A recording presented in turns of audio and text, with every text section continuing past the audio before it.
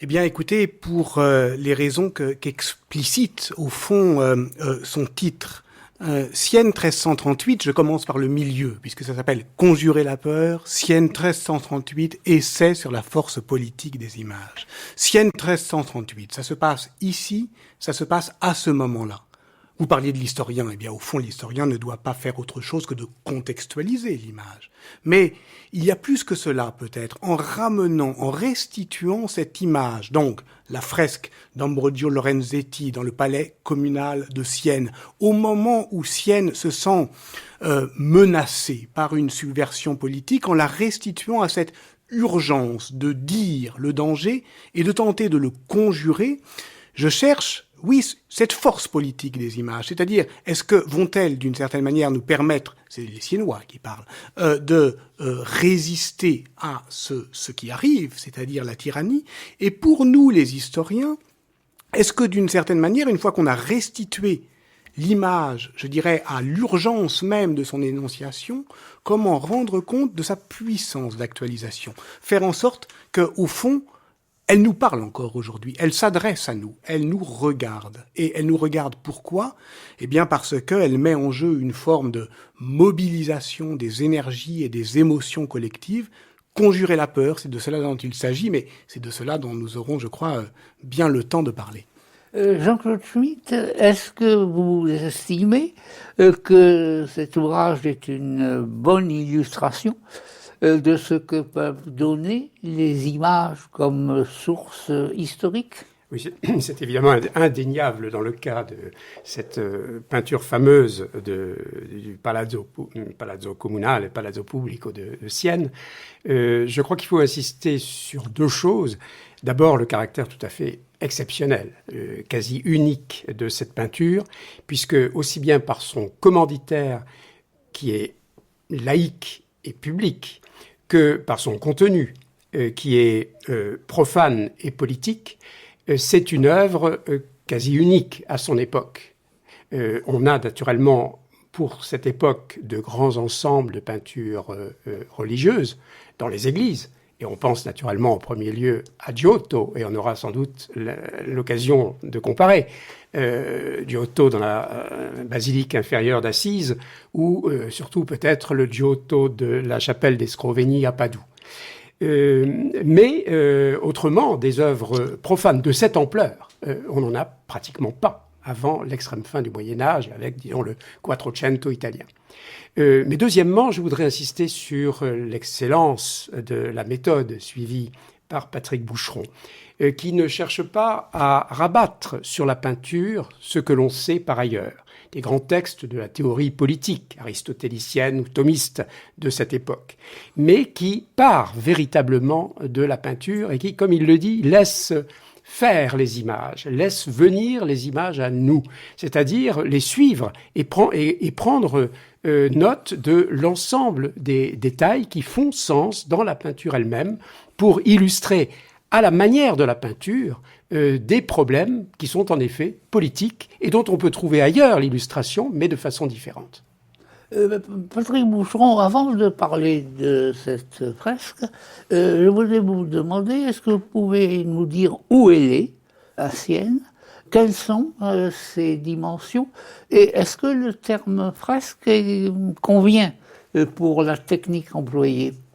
Il convient pour dire peinture murale, c'est-à-dire il convient, je dirais, d'une manière générale, mais pas techniquement. Effectivement, une peinture à fresque est une peinture qui est peinte à fresco, qui est dans l'enduit encore frais, alors qu'au contraire, Lorenzetti a peint 3 murs des 4 de la salle de la paix que l'on va présenter à tempera, c'est-à-dire à secco.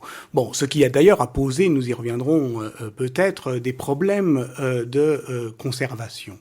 Il peint en 1338, il peint effectivement, Jean-Claude Schmitt l'a rappelé, et c'est important, commandé par le régime des Neufs, qui à ce moment-là a une politique de l'image globale. C'est-à-dire ce n'est pas seulement la salle des Neufs, c'est aussi le palais communal, c'est aussi l'extraordinaire campo, c'est-à-dire la place civique qui se love au creux des collines et qui est l'extraordinaire scénographie de cet ensemble monumental, la Torre della Mangia, l'ensemble au fond monumental de cette cité qui, d'une certaine manière, tente d'arc-bouter, je dirais, ses beautés comme un message politique. Et alors, bien sûr qu'il faut voir aussi ce palais, comme l'a dit Jean-Claude, comme un palais communal. Ça veut dire qu'il est en commun, ça veut dire qu'on peut y aller voir. Et c'est quelque chose d'important, c'est à la fois le lieu de pouvoir, le lieu où s'exerce la souveraineté, mais aussi le lieu où les citoyens peuvent y aller voir.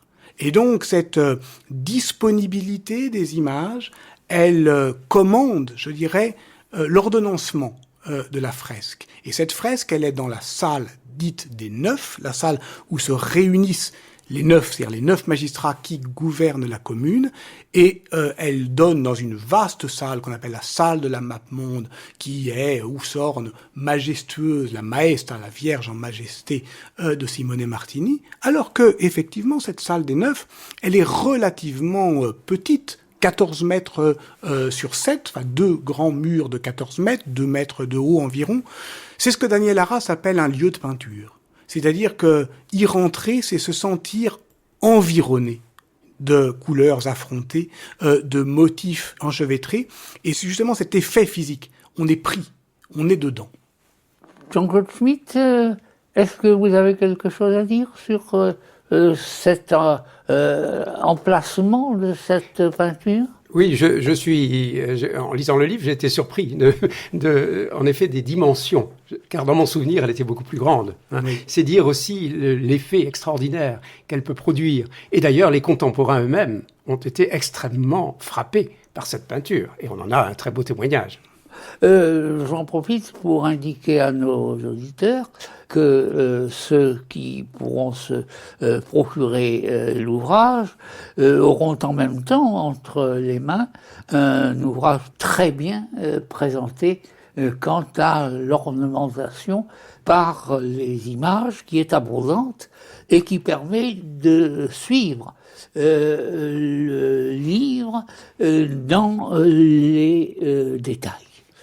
Patrick Boucheron, vous partez d'un texte du XVe siècle, d'un Siennois fort connu, qui est devenu un saint, qui était un prédicateur, Saint Bernardin de Sienne, né en 1380 et mort en 1444, qui en 1425 a prononcé à Sienne un sermon qui part de cette fresque. Qu'en dit-elle ? Elle en dit ce que l'on peut, au fond, se souvenir d'elle quand on ne l'a plus sous les yeux. Et d'une certaine manière, ce texte que l'on va entendre, je crois, on dirait qu'il a été écrit pour la radio, parce que justement, il permet d'imaginer. Et là, on est dans l'image au sens anthropologique, comme Jean-Claude Schmitt l'a si bien défendu historiographiquement. C'est-à-dire que Bernardin de Sienne croit que l'impact visuel de cette peinture publique et politique est suffisamment forte pour que se campant, si j'ose dire, justement, se plantant sur le campo, le dos à cette image que son auditoire ne voit pas, il la décrit. Et ce qui est extraordinaire lorsqu'on entend cette description, c'est qu'il dit voir ce que nous ne voyons plus, alors qu'inversement, il voit des détails que peut-être aujourd'hui le touriste ne discerne plus. Chers auditeurs, fermez les yeux, transportez-vous sur le campo de Sienne et écoutez Saint Bernardin. Quand j'étais en dehors de Sienne pour prêcher sur la guerre et la paix, il me venait à l'esprit ces images peintes pour vous, et qui, à coup sûr, furent une très belle invention. Quand je me tourne vers la paix, je vois des marchands aller et venir, je vois danser, Je vois que l'on répare des maisons, que l'on travaille les vignes et les terres, que l'on sème, tandis que d'autres, à cheval, sortent pour aller au bain. Je vois des jeunes filles aller à une noce, de grands troupeaux de moutons et bien d'autres choses, et je vois aussi un homme pendu pour que soit maintenue la sainte justice. Et du fait de tout cela, chacun vit dans la sainte paix et la concorde. Au contraire, si je dirige mon regard de l'autre côté, je ne vois ni négoce, ni danse, mais seulement des hommes tuant d'autres hommes.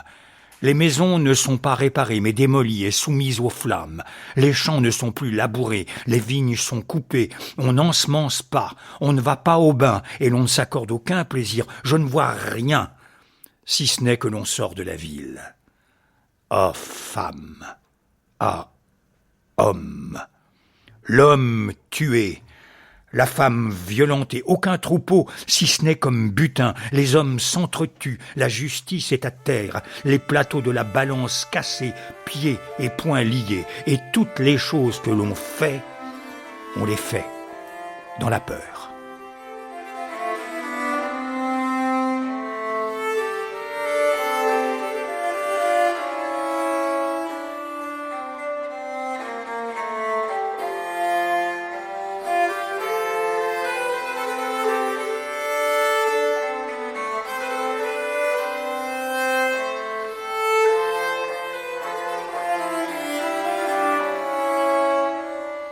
Je voudrais vous demander, Patrick Boucheron, d'évoquer rapidement quels ont été les événements la concernant qui ont marqué l'histoire depuis le Moyen-Âge, depuis le XVe siècle jusqu'au XXe siècle. On aurait tort, en effet, à pénétrer dans la salle de la paix, on aurait tort de croire qu'on se trouvera nez à nez subitement avec une œuvre du XIVe siècle. Parce qu'en somme, nous voyons les images, nous voyons entre les images et nous, d'une certaine manière, s'interposer ce que le temps a fait d'elle. D'abord physiquement, matériellement. Elle n'a cessé depuis une première catastrophe dont nous parlerons peut-être à la fin de l'émission en 1355, elle n'a cessé d'être reprise, restaurée, repeinte et d'une certaine manière, comme l'a bien montré Rosa Maria Dessi en faisant l'historique de ces restaurations, il faut une certaine dose d'optimisme pour croire que nous la voyons intacte. Parce que il y a effectivement, disons, l'histoire, l'aventure de la matière picturale.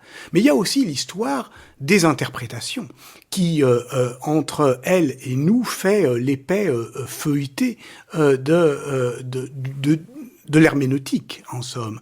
Et pour y aller voir, il faut percer la gangue de ces interprétations. Et c'est pourquoi, effectivement, je ne me paierai pas le ridicule de dire, je montre la fresque. Non.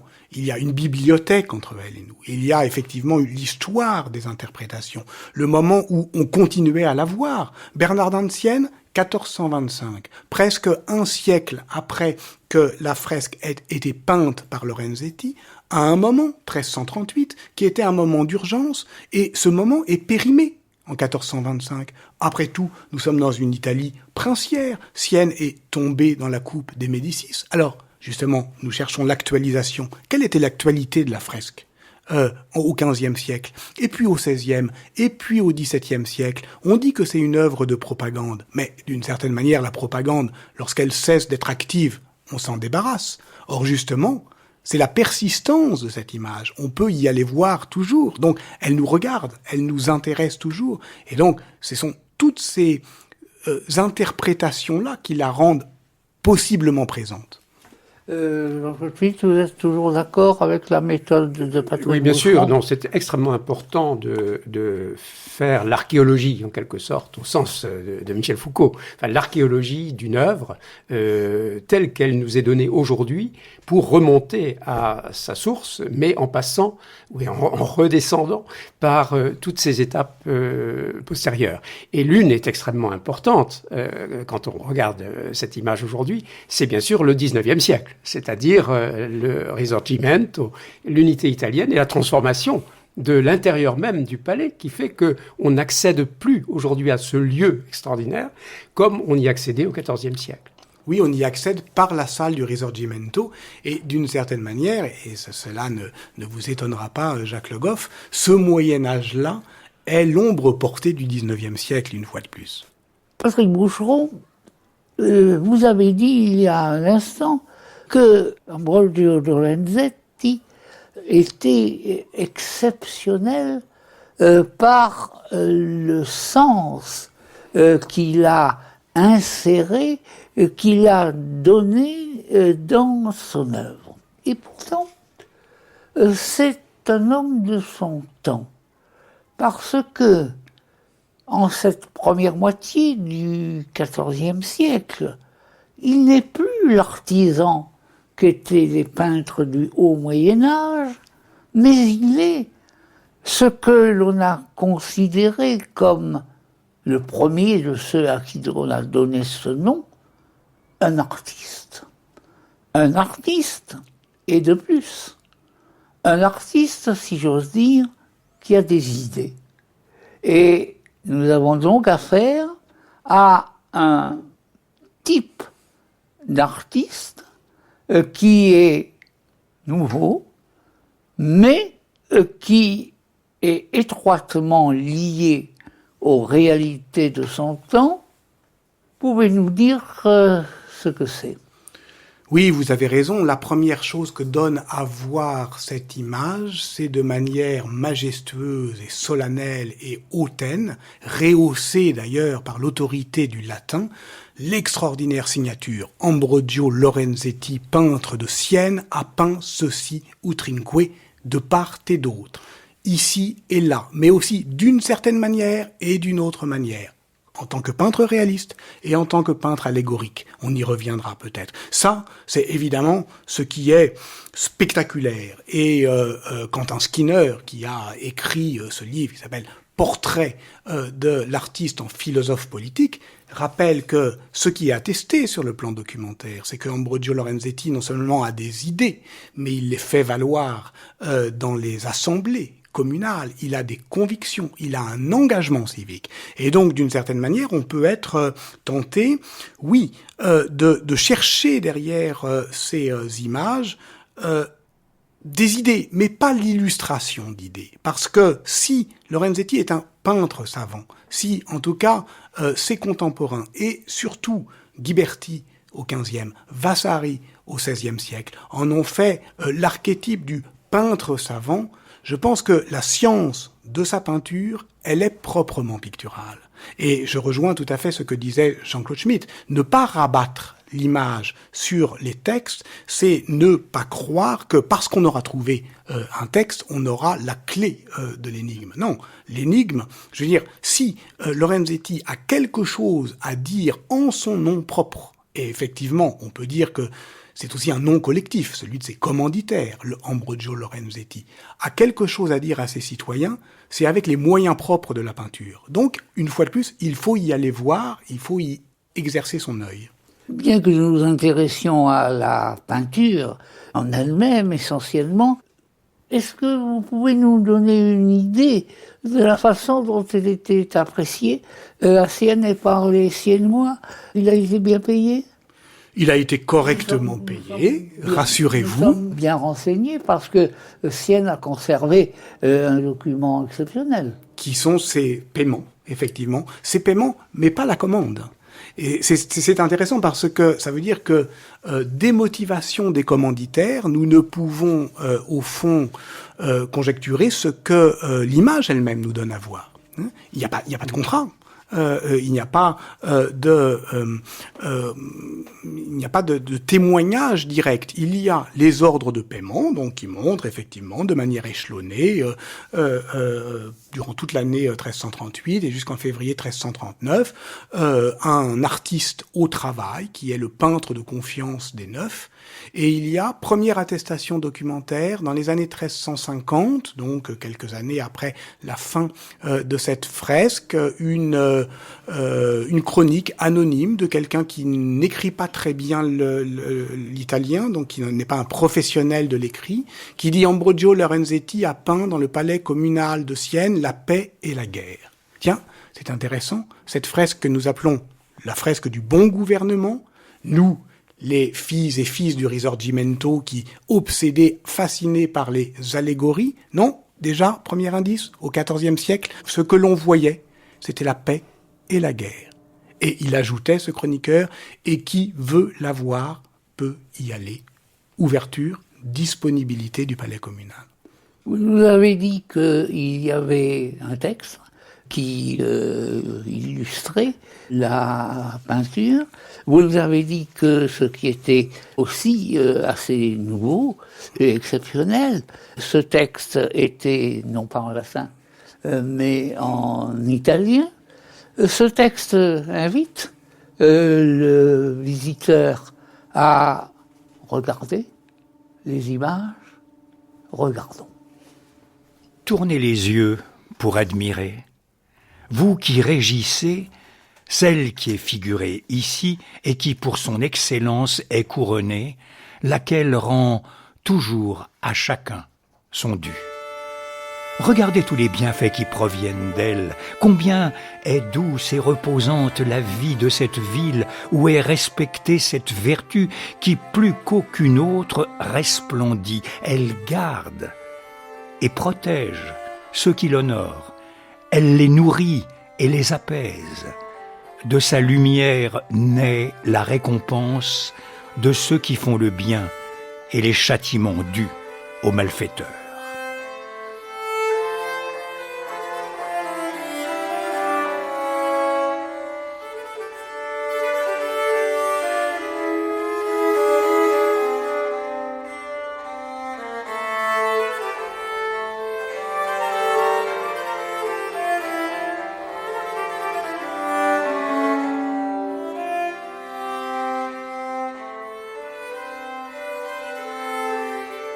Patrick Boucheron, Lorenzetti lui-même, nous dit que sa peinture a deux côtés, si je peux dire. Il a deux côtés et en effet, cette peinture est d'abord l'affrontement entre deux situations, la guerre et la paix.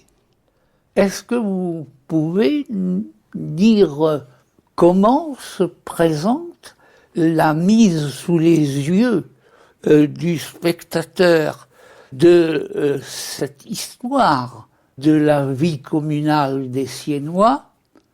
Et pour commencer, puisque nous allons passer de l'enfer au paradis, comment est l'enfer? L'enfer est sur terre. C'est vrai que lorsque nous regardons par exemple un tympan de cathédrale, et au fond, on peut se demander si dans la salle de la paix et de la guerre, nous ne sommes pas devant la réplique laïcisée du grand jugement.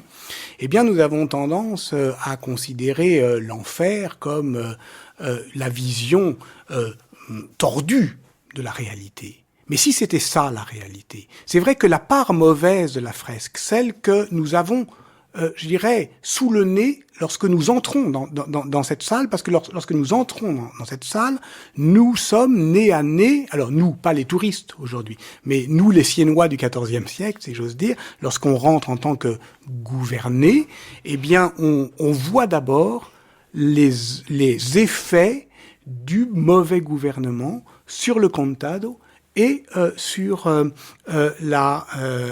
la ville. C'est une partie, la partie funeste, la partie méchante de la fresque, c'est une partie que, à mon sens, on ne regarde pas assez. D'abord parce qu'elle est détruite, et on y reviendra peut-être. La matière picturale est très dégradée. Et donc, j'ai voulu simplement soutenir le regard, la regarder longtemps. Et comme si, au fond, de cette fresque, on pouvait faire une lecture dantesque. D'abord l'enfer, ensuite le purgatoire, enfin le paradis. Cet enfer, vous avez voulu, non pas le comparer, mais évoquer, pour le comprendre et le remettre encore dans l'atmosphère de l'époque, avec une autre fresque célèbre à Pise. Oui, c'est le Camposanto, qui lui est presque exactement contemporain. Dans les années 1336, 1338, on peut discuter de la datation de Buffalmacco, qui voit là encore planer sur un paysage désolé, une mort qui vient, la timor, c'est-à-dire la peur. Et je crois que la peur, elle est un sentiment qui est un sentiment très politique dans cette Italie communale qui se sent cernée par la seigneurie. Oui, et d'ailleurs, je pense que dans une histoire des idées politiques et des passions politiques, la peur doit tenir une grande place au cours de l'histoire. Comment se fait maintenant le purgatoire? La transition de triomphe de la mort à la victoire de la concorde et de la paix. D'abord, peut-être en nommant les malheurs. Cette première partie de la fresque sur les effets de la guerre, elle décrit non pas la guerre, mais justement ses sinistres conséquences, ce qu'on appelle le guasto, c'est-à-dire ces armées en campagne, ou plus exactement ces armées qui se débandent et qui vivent sur le pays, qui le gâtent. Et là, on a le contraire d'une scène de bataille. En somme, on a la désolation, la dépopulation, on a une ville qui est entièrement livrée à la discorde, à la division. Et pour en sortir, on va tenter on dirait aujourd'hui, de monter en généralité, c'est-à-dire de nommer ce mauvais gouvernement. Et nous sommes toujours sur le mur ouest, et nous voyons les effets du mauvais gouvernement sur le contado, sur la ville, et une sorte de cour des vices qui va décrire d'abord un tyran, un méchant diable qui gouverne la cité divisée, la cité en guerre, et qui est effectivement bien mal conseillé par tous les vices. Maintenant, est-ce que il n'y a pas, sinon des allusions, du moins un certain effet dans l'ambiance judiciaire de l'époque, dans la façon de rendre la justice? Est-ce que ça n'a pas pu aussi donner un certain élan à Lorenzetti?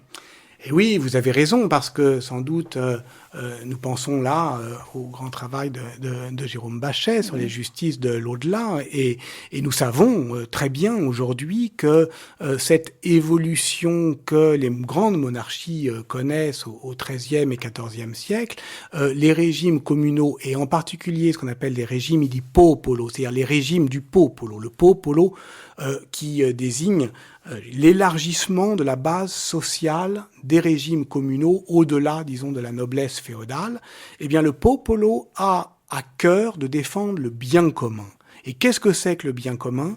C'est la justice, c'est la fiscalité et c'est l'édilité. Mais c'est une certaine justice, une certaine fiscalité, une certaine édilité. Et la justice que le popolo défend, c'est la justice inquisitoire, c'est-à-dire celle qui s'attaque au corps, celle qui promet aux méchants un juste châtiment.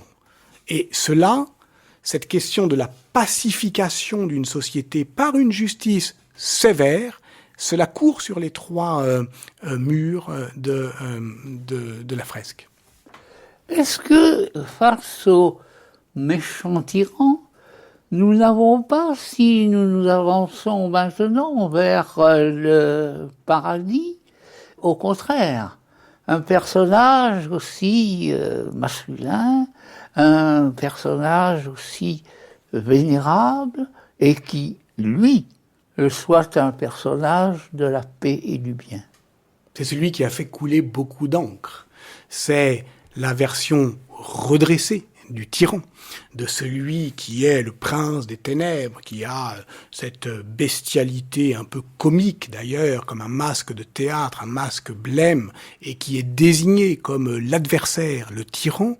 On a sur le mur nord, puisque vous nous invitez maintenant à regarder le petit mur des allégories, les principes du bon gouvernement. Et c'est cela qui a proprement captivé les historiens des idées politiques, avec l'idée que derrière ces images, il fallait trouver des textes, alors que derrière les effets du bon et du mauvais gouvernement, il fallait trouver des réalités. Donc cela fait une sorte de dichotomie disciplinaire entre les historiens des idées et les historiens, disons, du social.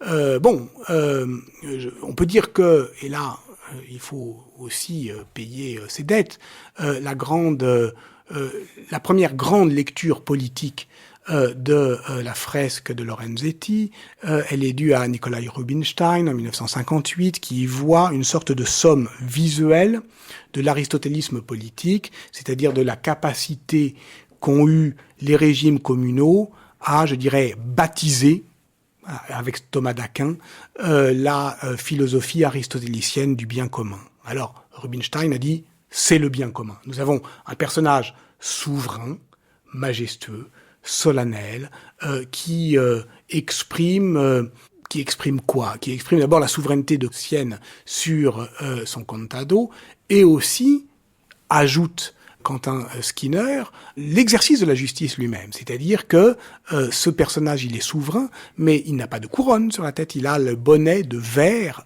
du podestat, du juge. Et donc la question, c'est de savoir s'il représente le bien commun ou cette vertu républicaine, mais dans ce cas-là, nous serions plutôt du côté de Cicéron que d'Aristote, cette vertu républicaine qui sied aux officiers de la commune. Immense débat historiographique sur lequel peut-être sans doute aujourd'hui une des historiennes les plus averties quant à l'histoire au large de la peinture politique italienne, Maria Monica Donato, donne plutôt raison à Nikolai Rubinstein. Mais là, Jean-Claude Schmitt, je ne sais pas ce que vous en pensez. Le débat est ouvert, assurément. Alors, il y a beaucoup de problèmes dans tout ce qu'on vient de dire. Et je ferai juste une réserve concernant l'application de la trilogie Enfer, Purgatoire, Paradis. Parce que je pense que c'est beaucoup plus duel que cela et qu'en réalité, ce que vous appelez ce purgatoire, par la figuration des allégories du mal, fait partie quand même de l'enfer. Et donc, le texte lui-même, quand on dit, Lorenzetti lui-même dit untrinque ou trinque, c'est-à-dire des deux côtés, il oppose véritablement les deux. Enfin, ceci n'est pas très très important. L'autre point, en effet, c'est ce magistrat qui est aussi le bien commun. Pourquoi choisir? Oui. Pourquoi choisir? Et est-ce que ça n'est pas justement le propre de l'image de pouvoir mettre en scène l'ambivalence et une tension permanente devant sous les yeux des spectateurs et des acteurs politiques eux-mêmes, une tension qui, d'un côté, en effet, renvoie à cette théorie aristotélicienne du bon gouvernement, mais de l'autre, magnifie et isole une figure qui, certes, est anonyme, c'est le magistrat c'est comme catégorie, mais qui, en même temps, individualise beaucoup le pouvoir. Et là, il me semble qu'il y a quelque chose qui va dans le sens même du danger, qui est inscrit à l'intérieur de cette fresque qui prétend exorciser ce danger. Je ne sais pas si vous êtes d'accord avec cette analyse. Pleinement, vous avez raison. Au fond, la force politique des images, ce serait de désigner ce que les mots ne peuvent pas dire. C'est-à-dire, ces allégories, nous voulons les verrouiller, comme si nous étions au XVIe siècle. Et ça, c'est peut-être, me semble-t-il, à la fois la force, mais aussi peut-être le danger de l'explication skinnérienne. C'est-à-dire que, en tant qu'historien des idées de l'ordre classique, il croit que lorsque on a mis un texte derrière une image, alors c'est fini. Alors on peut mettre la clé sous la porte, si j'ose dire, parce qu'on a déverrouillé. Non, je crois pas. Je pense que on n'a pas à choisir, effectivement, entre une lecture thomiste du bien commun ou cicéronienne de la République, que ces régimes communaux bricolaient avec des idéologies une une communication qu'on appellerait aujourd'hui une communication de crise, et que de cette crise, finalement, les images permettent justement de rendre visible la tension. Nous sommes arrivés à un moment où nous nous sommes déjà pas mal déplacés. Et il me semble que, vous le dites très bien d'ailleurs, un des caractères de cette fresque, c'est de mettre en image, de donner le sens du déplacement de l'espace. Et si je n'abuse, ceci est d'autant plus important dans le cas de cette fresque, c'est que, représentant une ville médiévale, elle représente à sa suite, avec elle, ce qui est inséparable d'une ville médiévale, son environnement rural, ce qu'on appelle en italien le contado. Le paysan d'ailleurs étant le contadino. Et alors, que dites-vous de cette représentation du contado, de l'espace, dans la fresque de Lorenzetti? Eh bien, je dis, mon cher Jacques, que nous sommes en Italie, et que justement, c'est le génie du lieu italien que de sortir de la porte de la ville et d'être encore dans l'urbanité. C'est-à-dire que, évidemment, la puissance extraordinaire, figurative de cette œuvre, c'est de rendre visible non seulement l'emprise politique d'une ville sur son territoire, mais sa capacité à projeter la mise en valeur, à projeter les valeurs justement de civilité, d'urbanité. Donc, sur la fresque, donc le mur est, s'étend les effets du bon gouvernement sur la ville et sur le contado. Et c'est là, proprement, je dirais, le fonctionnement iconique de l'image atteint là son maximum d'efficacité. Parce que ce qu'il exprime, c'est que le bon gouvernement n'est pas le gouvernement qui est inspiré par des principes justes, ni même exercé par des hommes vertueux, mais celui qui a, ici et maintenant, des effets bénéfiques sur chacun d'entre nous, en ville et dans le contado.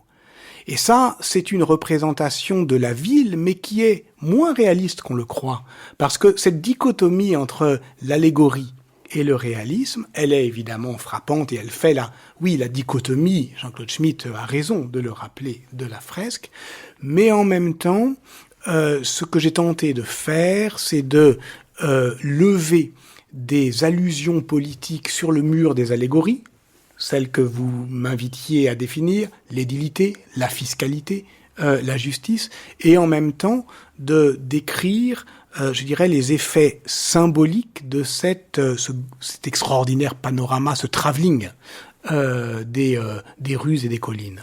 Je crois qu'il y a aussi une chose très importante, dont vous parlez fort bien d'ailleurs dans votre ouvrage. Je vous ai poussé pour retrouver l'espace chez Lorenzetti hors de la ville. Mais ça commence déjà dans la ville. Et dans la ville, il y a un lieu d'autant plus intéressant, si je peux dire, que c'est au centre de ce lieu que Lorenzetti peint sa fresque. C'est l'espace public. Oui, un espace public en tant que l'espace public n'a pas de propriété architecturale particulière, il n'est pas symétrique, il n'est pas même particulièrement beau. C'est ça qui est touchant dans cette ville. C'est en rien une ville idéale. C'est la ville dans laquelle nous vivons. Simplement, c'est une ville qui est bien régulée. On la voit d'ailleurs, c'est une sorte de je sais pas ce que vous en pensez, Jean-Claude, mais de démocratie des perspectives. C'est-à-dire que on n'est pas du tout dans cette représentation albertienne de ce que Daniel Arras appelait la vision d'un roi borgne sur le monde. Il n'y a pas de point de fuite unique. Chacun est dans sa place ou dans son lieu. Je ne sais pas si on peut parler de lieu à ce moment-là. Personnellement, je parlerai de lieu. Je crois qu'il y a 2 points qui sont absolument essentiels et qu'il faut souligner, qui ont bien sûr été énoncés par Patrick Boucheron. C'est d'abord cette espèce de mélange d'allégorie et de réalisme, pour parler très grossièrement, en utilisant ce mot de mimétisme qui a été théorisé par un grand historien de la littérature qui était Erich Auerbach, dans les années 1950, disons.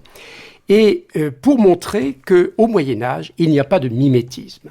Je suis entièrement d'accord avec ça, et je trouve une confirmation de cette hypothèse dans ce livre, et naturellement dans cette œuvre, c'est-à-dire que ce que nous voyons comme imitation n'est en fait pas de l'imitation, mais est toujours travaillé par ce que Auerbach appelle la figuration, qu'on peut appeler ici l'allégorie, le symbolisme, etc. Les 2 sont absolument inséparables, et il y a là encore une tension permanente entre ces 2 pôles. Et le deuxième point, c'est la question de l'espace. Je ne parle pas d'espace dans les images médiévales. Je ne pense pas qu'il y ait de représentation de l'espace. Il y a des lieux. Et on voit cela parfaitement dans cette œuvre, exactement comme pas exactement, non, mais comme on pourrait le voir chez Giotto à Assise, par exemple, c'est-à-dire qu'on a des espèces de lieux associés, articulés les uns aux autres, et qui font qu'il n'y a pas en effet un point de perspective, mais beaucoup de lieux différents qui chacun ont leur logique spatiale, avec guillemets, propre. Et on le voit particulièrement dans l'image de la ville bien gouvernée, où l'on a non pas une direction d'éclairage venant, par exemple, de gauche vers la droite, du soleil vers l'ombre, mais depuis le centre même de l'image, un rayonnement vers l'ensemble des bâtiments, par exemple, qui entourent. Ce qui fait que cette œuvre est extrêmement complexe du point de vue de sa construction, puisqu'on a à la fois une espèce de centre de l'ensemble, et c'est le bon gouvernement, naturellement, l'image même du bien commun et du magistrat, et en même temps, il y a des centres qui sont aussi bien du côté des effets du mauvais gouvernement que des effets du bon gouvernement, et le centre des centres, si j'ose dire, c'est la danse qui est au cœur de la ville et qui rayonne de sa luminosité sur l'ensemble des lieux. Voilà. Alors, vous nous emmenez, je dirais, presque un peu par surprise, vers ce à quoi nous emmène aussi la fresque de Lorenzetti et le livre de Patrick Boucheron. Les visiteurs de la salle du bon gouvernement à Sienne sont en général, je l'ai été, frappés par une image qui, parmi les images imposantes ou parmi les images terribles, est une image de paix, une image de joie, et qui est exprimée par la danse. Un groupe de danseurs semble nous attirer vers eux et vers ce lieu qu'est la ville, qui est capable de devenir un lieu de bonheur. Pour le dernier chapitre de son livre, Patrick Boucheron nous appelle, eh bien, dansez maintenant. Jean-Claude Schmitt, je crois que vous avez des choses à nous dire sur la danse au Moyen-Âge. Alors, sur la danse, oui, mais sur cette danse particulière, c'est à Patrick Boucheron qu'il faut le demander. C'est évidemment, il va le dire lui-même, une représentation tout à fait exceptionnelle, tout à fait étrange même, puisque ces danseurs, il y en a 9. 9, bien sûr, puisque c'est le chiffre qui revient sans arrêt, qui est le chiffre de l'idéologie politique de la commune de Sienne.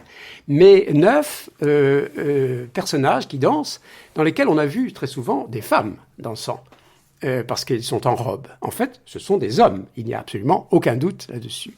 Et Patrick Boucheron ajoute des professionnels de la danse qui dansent une rida, oui. Une danse, une farandole, pourrait-on dire, en forme de S, ce qui serait l'initiale même de la ville. Oui. Mais pas une ronde Alors que la danse médiévale, c'est la danse en rond. Et le meilleur exemple, c'est la carole, par exemple dans Les Enluminures du roman de la Rose. Oui, c'est exactement ça. D'abord, tout est affaire de rythme, ça ne vous étonnera pas. Les neufs créent une sorte de sourdine obsédante, jusque d'ailleurs sur la place du Campo, qui est scandée par 9 traits de briques. Et puis ce rythme, c'est celui à la fois qui s'étend de la ville au Contado, avec ces espacements entre les maisons et entre les collines, les rues étant aux maisons ce que les vallées sont à la colline. Donc tout cela crée un rythme entraînant d'une danse, vous dites gaie, elle l'est, assurément, mais c'est une gaieté assez grave, assez solennelle. C'est une danse que je pense pouvoir, à la suite de beaucoup d'historiens, d'ailleurs, Janet Bridgman, Quentin Skinner, ramener à ces formes de ritualité civique, ces émotions obligées que justement les magistrats publics rendaient nécessaires en cas de crise, pour conjurer la peur, précisément. Parce qu'il y a des moments où on dit, lorsque le mal sournois justement de la tyrannie menace, rôde, alors orchestrer les émotions collectives, faites de ces grandes célébrations civiques, de ces danses solennelles et graves, pour justement mobiliser les énergies. Et justement, cette danse, elle est sous le regard de la paix. Car, d'une certaine manière, la paix est le grand personnage, avec la justice, de cette fresque qui donne à voir une société pacifiée par un gouvernement juste. Or, cette paix, elle est incroyablement triste.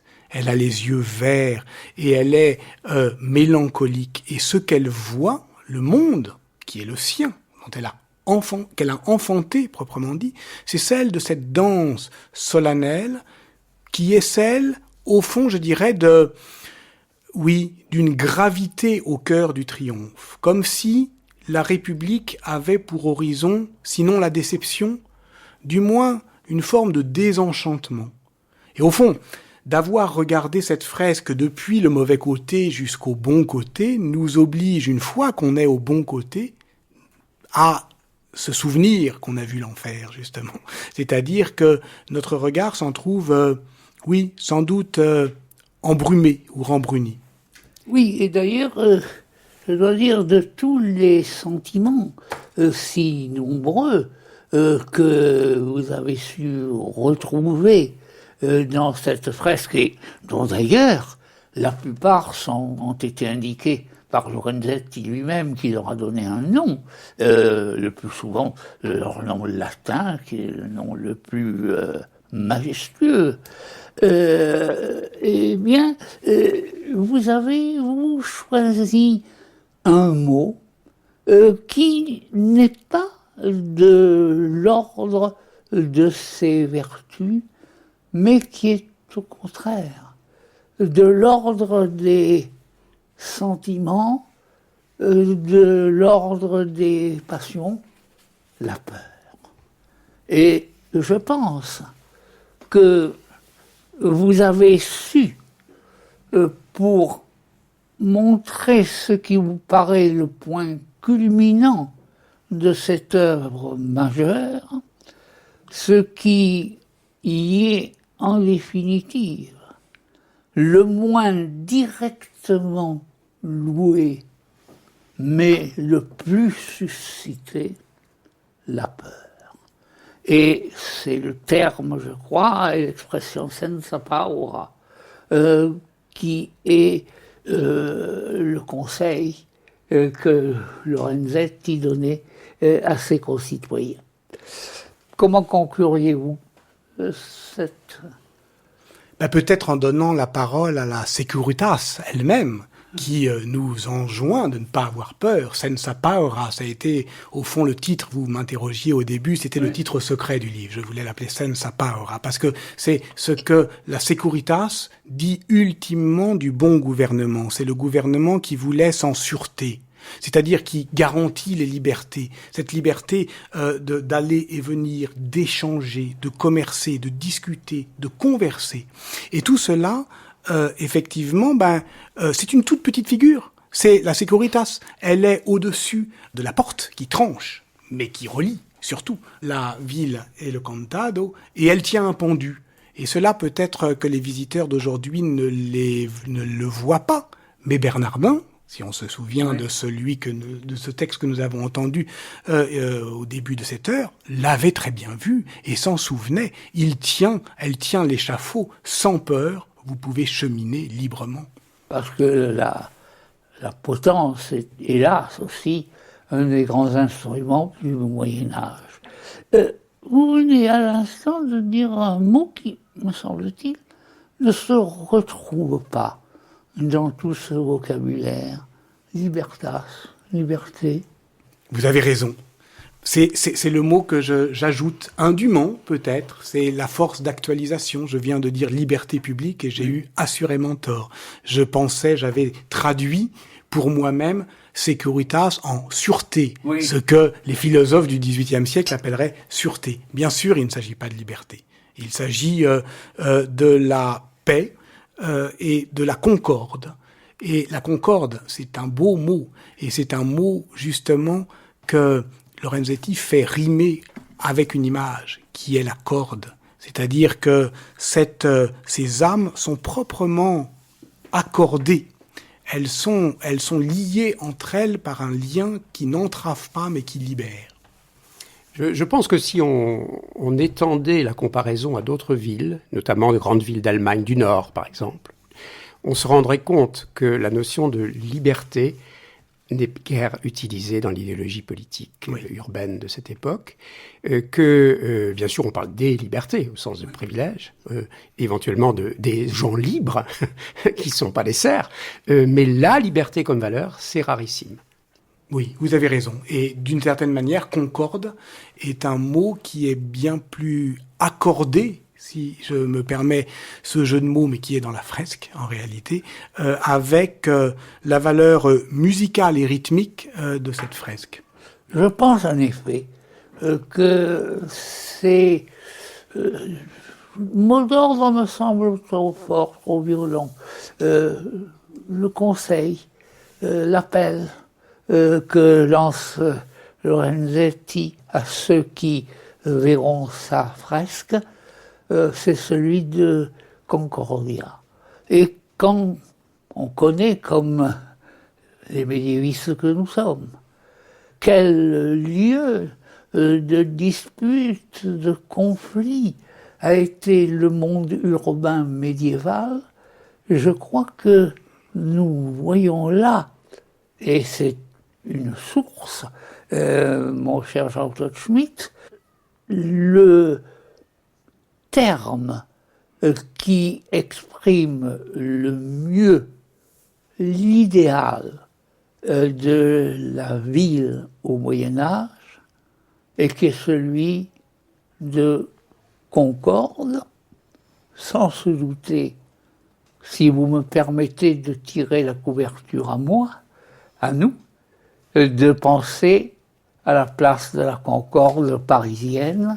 Voilà que je l'ai transporté indûment à Sienne, mais je pense que, en insistant sur Concorde, comme vous l'avez fait, vous avez montré que c'est autour de cette idée d'union, plus encore que de paix, d'union et de tranquillité, que cette œuvre étonnante appelle ceux qui la verront, ce que je souhaite évidemment de tout cœur à nos auditeurs, aller à Sienne, retourner à Sienne et entendez en y allant ce texte que Patrick Boucheron a choisi pour vous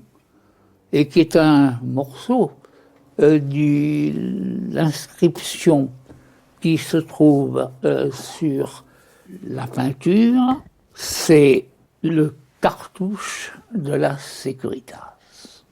Sans peur. que tout homme marche sans dommage, et que chacun cultive et sème aussi longtemps que cette commune restera sous la seigneurie de cette dame, car elle a ôté au coupable tout pouvoir.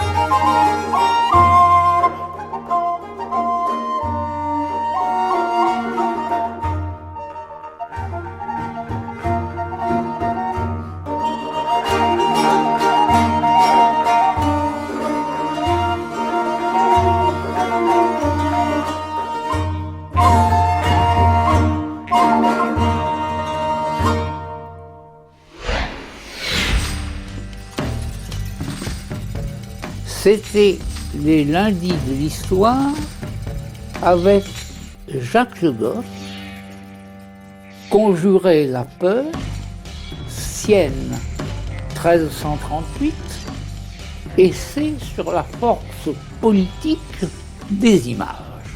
L'édition du Seuil, avec Patrick Boucheron, professeur à l'université de Paris 1 Paris Panthéon-Sorbonne, et Jean-Claude Schmitt, directeur d'études à l'École des hautes études en sciences sociales.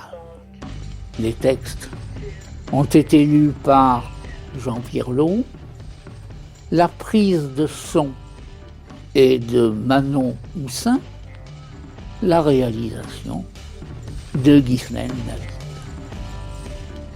La semaine prochaine, les lundis de l'histoire seront présentés par Michel Perrault et dans quelques instants, c'est pas la peine de crier, par Marie Richeux.